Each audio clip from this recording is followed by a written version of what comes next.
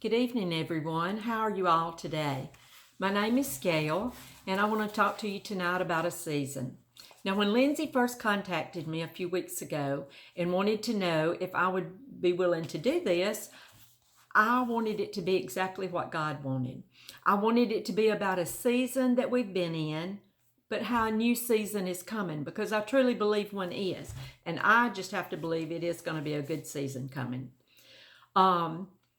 It's fall, and I really wanted to talk about how we had been in the fall of this season, maybe even getting into winter, but that summer was coming. But I felt God told me to talk about a past season that I had been in, a panic season in my own world, a season I've never want to go through again, but yet it's one that I still praise God and thank Him for allowing me to go through. Because see, this was a season I learned what true faith and trusting God was all about. And I also experienced and am even still experiencing His power working in my life. It's a season that actually manifested around 5 years ago this month in 2015. This had been a busy time at work, a time when we had some changes and a couple of our coworkers had left. And it just seemed like it was one thing after the other.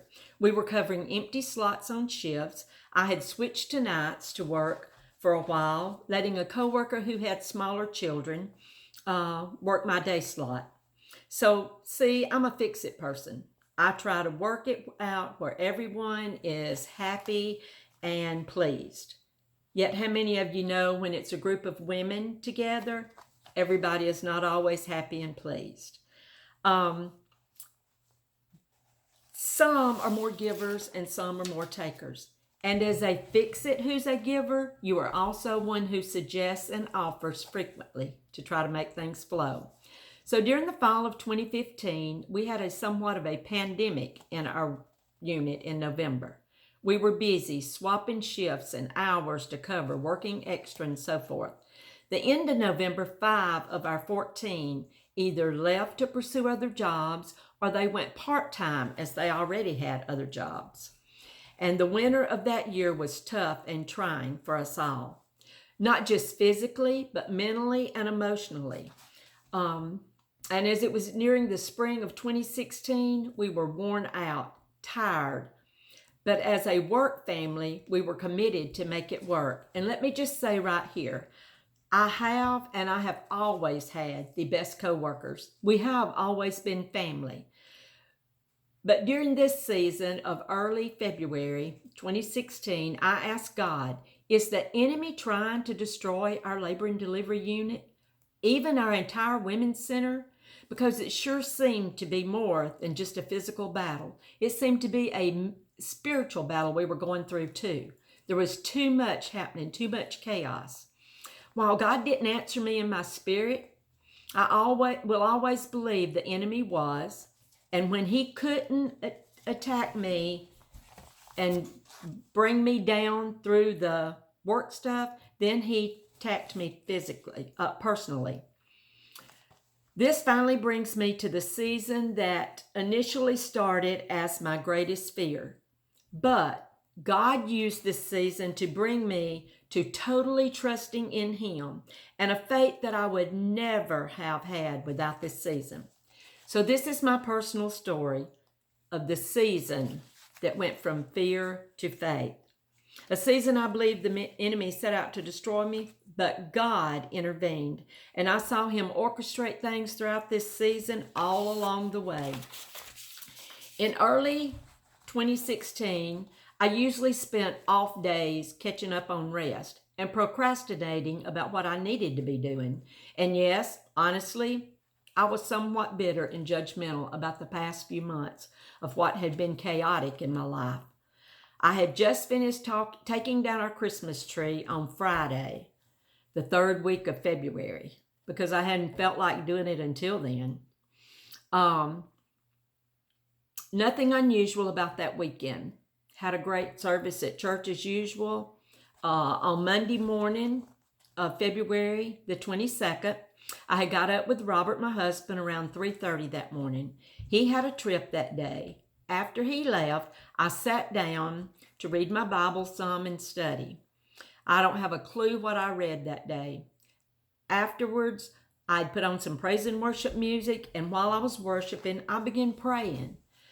Just thankfulness, gratitude, and praise for God, for what He stood for the blessings He had brought into my life. These blessings just seemed to, and praises just seemed to flow within me and out of me as I worshiped God and lifted up the praises unto Him.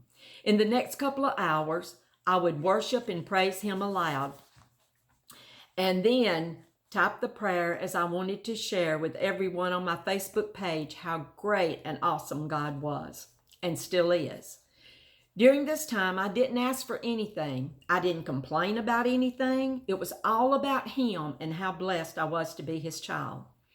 Around 6-ish that morning, as I read back over my prayer before hitting the post button, because there's always some errors in there if you don't read back over it, I was surprised to notice I ended it with, whatever my future holds, or the number of days I have left on this earth, I will praise you.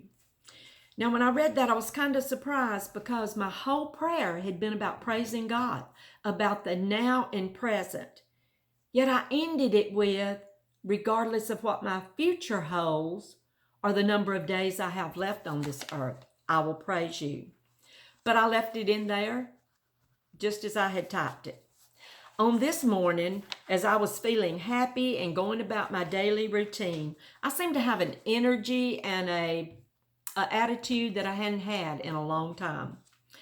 While I was going about my routine, I felt an itch, and I reached down to scratch on my right breast. And I felt something, a small lump, like the backside of a jelly bean, just above my areola. I felt worry creeping in my mind immediately. Thought about the past few weeks when occasionally I would notice a light, almost scant crust on my right areola. I had brushed it off as maybe the soap was drying on it, or maybe, I was getting shampoo on it, anything. When I took a shower, I had never actually seen any discharge, and it was such a fine coating, it couldn't be anything to worry about. I mean, after all, we'd been busy. I didn't have time to think about that.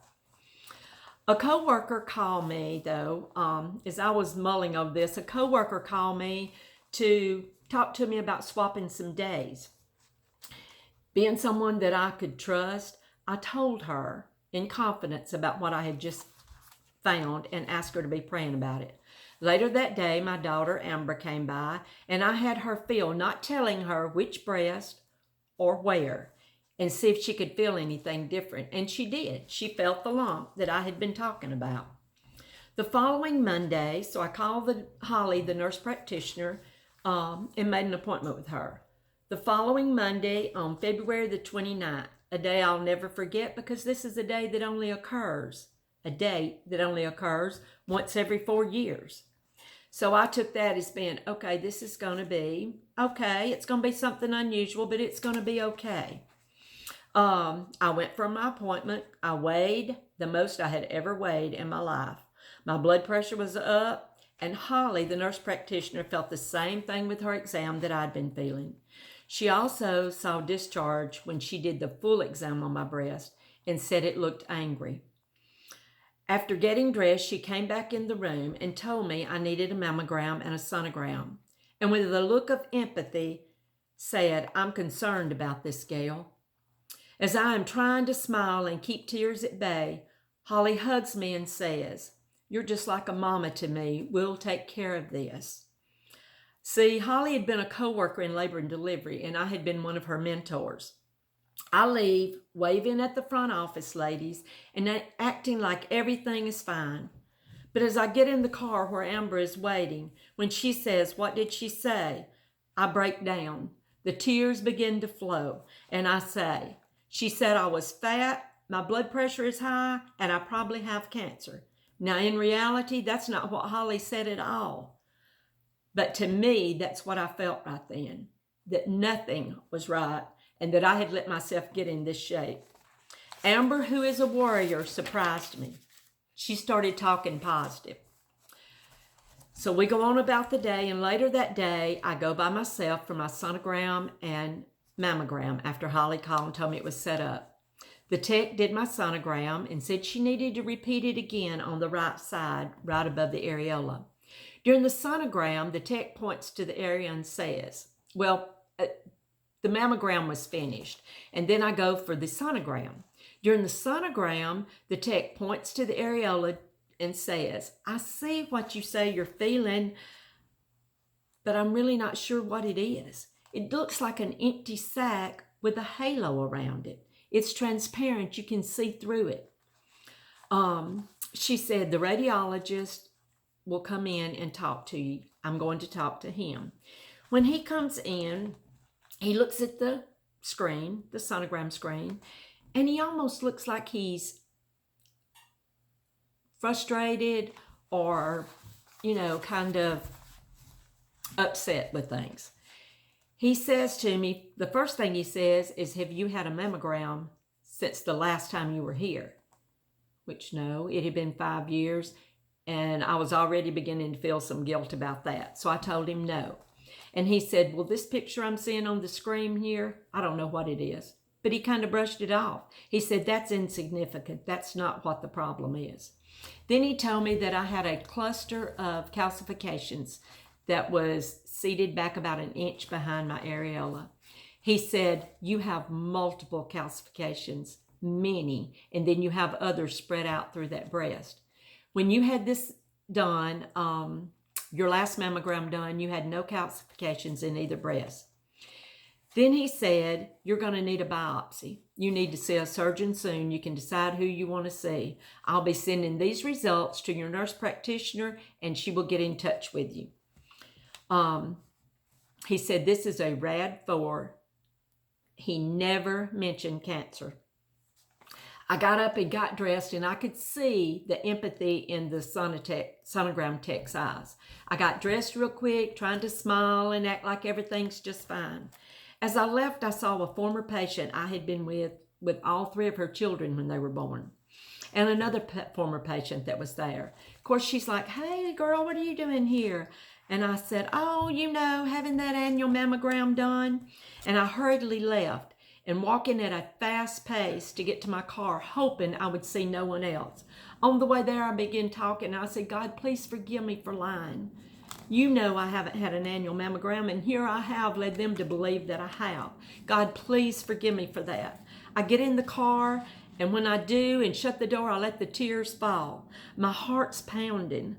It feels like it's been squeezed inside my chest. I feel like I can't breathe. It's hard to get air into my lungs. So in gasp, I keep saying over and over, please, God, don't let it be cancer. Please, God. As I drive home, I call Amber, and I tell her what they said. She says, oh, Mama, it's probably nothing. It's probably just going to be a cyst or something. They'll remove it, and you'll be fine. So I talked to her all the way home, and as I drive up the driveway, Robert and some of his friends are outside at the shop. I smile and wave real big, thinking, please don't let him come to the house. I need some time to pray before talking to Robert, and I need some control over this. I go in the house, and I walk straight to the living room window. That same window a week before, as I praised in those early morning hours, I would walk to that window and I would lean over and look out and look up at the sky. And then as the sun began to come up that morning and the night began to fade and the dawn come, in my praise, I remember seeing that. So I walk over to that window and I start praying. But this time, it wasn't praise. This time, I was praying desperately.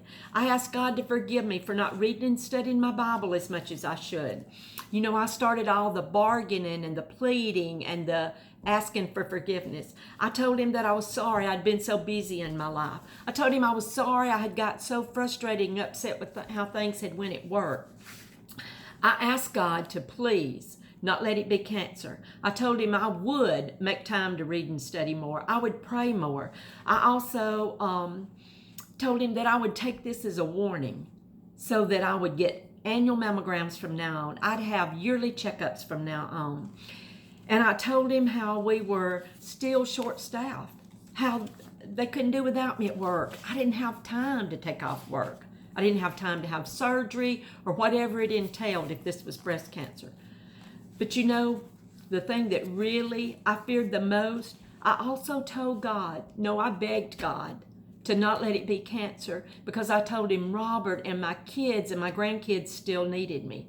There was still things I needed to do for them. I told him that my youngest grandkids would never remember me. I had two at that time that were 3 years old, going on 4. And I told him, God, if I die now, they'll never remember me. They'll never remember any time that I spent with them. And you know, it wasn't that I feared dying right then. It was that I feared leaving them, and I feared they wouldn't remember me, that they wouldn't have memories like I had of my grandmother and the ones I spent with her. While I was doing all this praying, God kept silent. I never heard anything. When I quit praying and I was sitting there just crying, I heard God speak into my spirit. Now, did I hear an audible voice? No. But he spoke into my spirit and he said, his exact words was, it is cancer and you will be healed. And I will do it through a process, and you will use this to be a witness for me as a testimony of my great power and love to bring other people to me. The peace that came over me is something I will never be able to explain to anyone. I felt a peace like I had never felt before. The fear just left. And immediately, right behind that peace, I felt a joy that is undescribable. A joy knowing that God had just said I would be healed. He had just told me it was cancer, but he said I would be healed. I started praising him right now, and I thought of the scripture that says, the joy of the Lord is my strength. And I'm here to tell you, the joy of the Lord was my strength in more ways than one these next several months. That took on a whole new meaning to me. As I was praising God, I thanked them for trusting me to be a witness of his power. I was humbled and honored to be his servant. It was an honor to think that God trusted me to go through whatever he asked me to bring others to him. When I thought I'd been too busy to do anything, he's saying, you can. I told him I would do whatever it took to bring others to him, that I wanted the best testimony I could have. And I said, God, I will take chemotherapy, I'll have surgery, I will lose my hair, I will be off work if I need to. God, I'll do whatever you need me to do to bring more glory to you. I didn't mention radiation, and when this was all over, radiation was the one thing that was never mentioned to me and that I never had to have. To show you how good God was in all this, he confirmed it in other ways too, and he confirmed it to others through me. I called my sister not long after I got through praying this. I had to share with somebody the joy and all that I felt. Now, she didn't even know I was going for a mammogram, but as I talked to her, I told her about my prayer and what God had told me. She didn't question my faith, and she didn't question what I said God told me. She told me she'd be praying for me and that we would get through it. I called my daughter and talked to her, same thing, no questions, and she didn't even seem to have any doubt. And this is someone who does doubt and who does fear and tries to rationalize things out. At first, when Robert came to the house, he almost fell apart. When I told him, all he heard me say was, I've got to see a surgeon, and he said I've got to have a biopsy, and he was real concerned about it. Then I told him to wait. He couldn't do that because I had to tell him what God had told me. I told him about my prayer. I told him what God said. Now, did Robert worry about me anymore after then? Yes. And did he want to take care of me? But if I'd listened to him, I would have laid around and been an invalid by the time it was over, because that's how good he wanted to be to me. Anyway, the next day I went and I talked to my mom in person. I was dreading so much, but I wanted to tell her and tell her what was said, because when you tell what God tells you before it comes to pass, that's when people sees God's hand in it.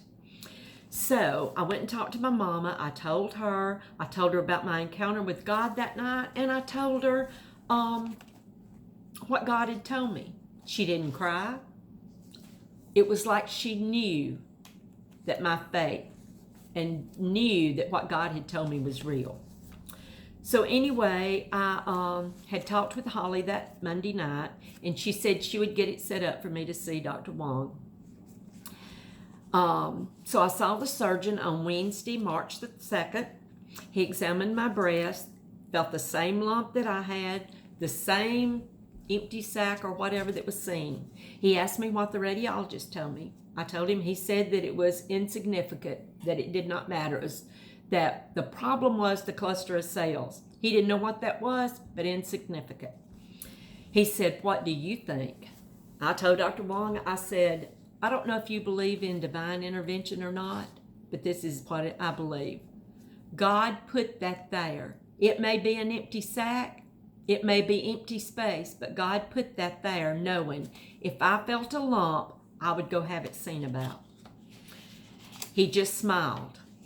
I asked what he thought, and he said, the clump of cells, the clump of calcifications, I will call cancer unless the biopsy proves different.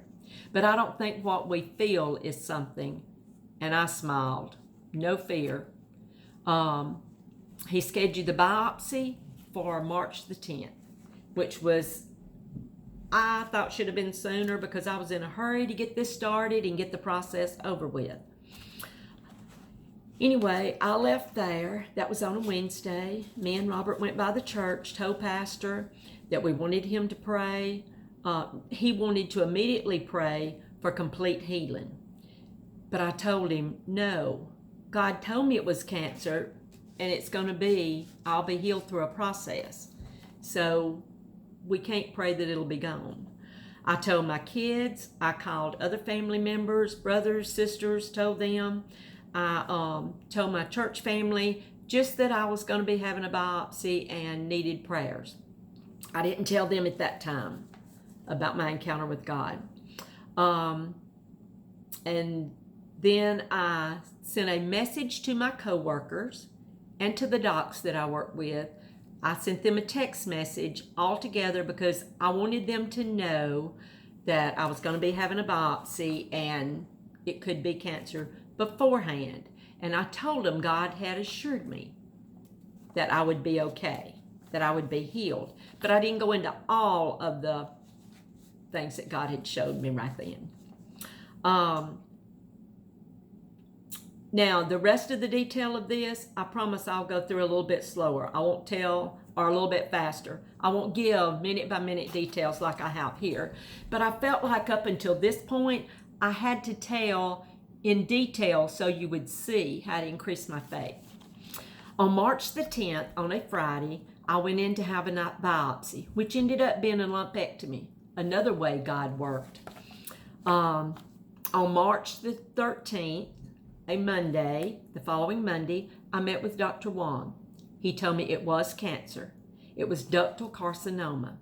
I had ductal carcinoma in situ, which means that cluster of cell was kind of encapsulated within itself. Like if this is the tumor right here, he removed that, but he removed tissue around it too. So he didn't just do a biopsy, he did a lumpectomy. Now this little clump here was encapsulated. The tissue on the inside around it was clear, but the tissue on the outside of it had some of those same cancer cells. So I had the same type cancer, but I had that clump that is what they saw and what was causing the discharge, and then I had it spread out through it. He told me that my hormones had come back negative, so I couldn't take hormone medicine for it, but that we were waiting for another test, a test that tells about the HER2 or protein within our body that causes cells to multiply rapidly. It's a more aggressive kind. And that he would let me know as soon as it came back. On March the 21st, on my 58th birthday, the surgeon called me. He told me that I was HER2 positive, which meant that it was the more aggressive kind, that the cells were multiplying faster. He told me that I was going to need chemo before I had a mastectomy. Now, even if it had came back negative, I would have had to had chemo too. But there's no certain medicine that would treat the HER2 positive. It would just treat cancer in itself, the chemo would. So in that way, I truly believe God let me have the kind that I needed, the kind that I could be cured of the best. Because see, if it'd been hormone kind, I would have just been treated with chemotherapy and then got the hormones that you take for years. And I hear there's a lot of side effects from those. If it's HER2 positive, at the time I didn't know much about it, but there is a drug called Herceptin that attacks those HER2 positive cells, abnormal cells that are multiplying fast. Of course, the chemo is going to attack all the cells. But anyway, I was to go have that done. So I went and saw my oncologist on Monday, March the 28th. He told me I was going to need chemo and that I would need Herceptin. I would get 6 rounds of 2 different types of chemotherapy that was to attack the cancer cells and to get rid of them. I would also get Herceptin, which is kind of like an immuno drug that works to keep those cells from multiplying and to fight against them to keep them from working. Herceptin only became available in the United States in 2008. This was 8 years later. Now, I'm a big thing on numbers. 8 is God's number for new beginning. 5 is God's number for grace. 7 is God's number for perfection or completion. I was 57 when I found out I had this cancer, or when I found the lump and did that. God gave me grace to know that He had brought that part of my life to a completion. That season was being brought to a completion. I turned 58 the day I found out it was HER2 positive. And to me, God was saying, I'm giving you the grace to get through this new beginning. A new beginning of life normal. A different kind of normal for me. I went to, when I saw Dr. Kellum, I told him I wanted to get started as soon as I could. He asked me what day I would like to start chemo. I told him I would want it to be on a Monday, because if I had my chemo on a Monday, they say you feel bad around day 3 through 5. I wanted to be able to go to church on Sundays and feel good. So I was to start the chemo that Monday. I went and had a port placed on Friday, April the 1st, April Fool's Day, but it was no joke. My first chemo then was that Monday, April the 4th. When I got there that day, and I'll try to briefly go through this too. When I got there that day, I told the nurse that as a nurse, I always prayed for my patients and that I truly believe God handpicked my patients. She smiled and said, so do I. So I know it was meant for me to have you as a patient. Now, I also told her about, I believe this was the enemy's way of trying to attack me, that this was a spiritual battle, but I would go through this battle physically to bring glory to God. And He had told me He would heal me, and I believed all this chemo and all would. As I said, I took 2 different types of chemo every 3 weeks for a total of 6 of those treatments. I also took Herceptin weekly for 18 weeks before I was to have my mastectomy.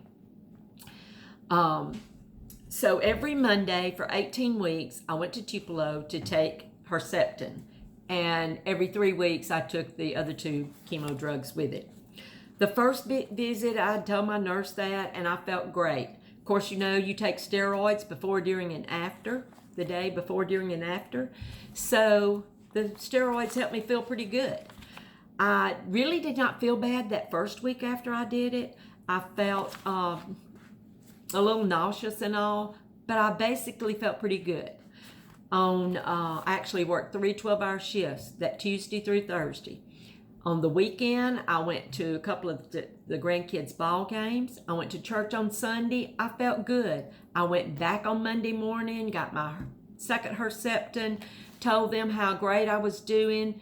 They always would remind me, now, your counts will eventually drop.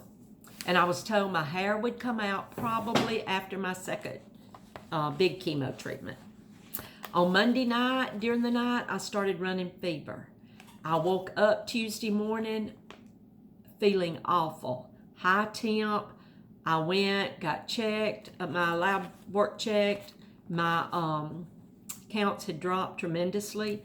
I was put in the hospital at Tupelo for 3 days, got IV antibiotics, and I'm telling you, I did not know a person could feel that bad.